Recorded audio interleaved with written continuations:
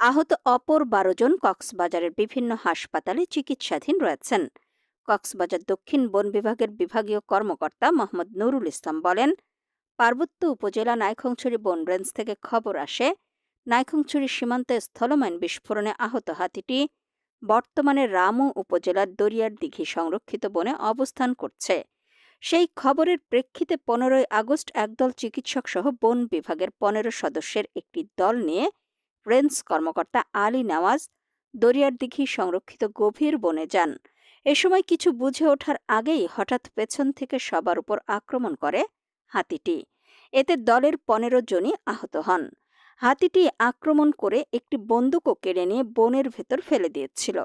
অনেক খোঁজাখুঁজির পর বন্দুকটি উদ্ধার করা হয়। এই কর্মকর্তা আরও বলেন, মাইন বিস্ফোরণে হাতিটির সামনের ডান পা প্রায় অবশ।